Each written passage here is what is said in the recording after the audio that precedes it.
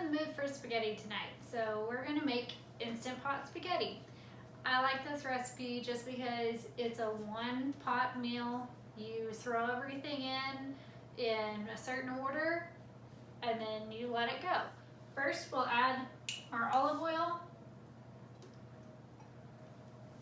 about a tablespoon or two. Instant Pot is hot, so we'll add our hamburger meat. Cook until evenly brown. We will add in our seasonings now that it's pretty much cooked. So a teaspoon of salt,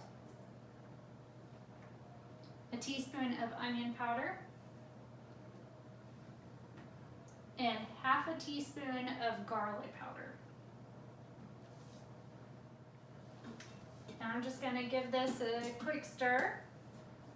Now I'll add half a cup of the water. Scrape anything up that's stuck to the bottom of the pan. And now we'll add our sauce. I've mixed up some sauce. It calls for 24 ounces. So the main thing with this is that you want the liquid amount to be correct so that you have plenty of fluid to cook the spaghetti noodles, and not too much to where you have a really soupy spaghetti. So if you're going to mix up your own sauce, just keep that in mind. If you're using canned ingredients, that the fluid is about 24 ounces. Give it a mix again. We need 8 ounces of pasta, so that's going to be a quarter of our package. The recipe says to snap this in half, and then we'll layer it. You can either do one layer or you can do two. And we'll add the rest of our water. It's important that it layers so that it cooks correctly.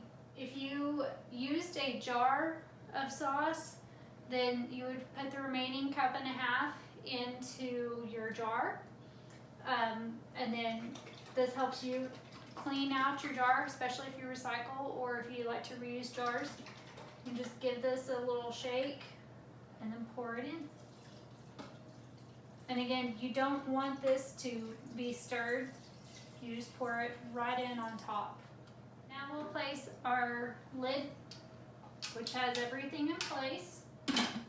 Close to seal. Put this on our Instant Pot or put your lid on your pressure cooker.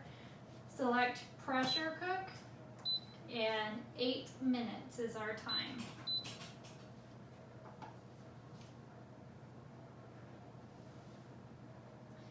We'll come back and check this after the final beep. Our timer just went off for our Instant Pot, so we'll do the pressure release. The pressure has released. This is what it looks like before we give it a stir. Just give it a stir, mix it up, and supper's ready. Enjoy!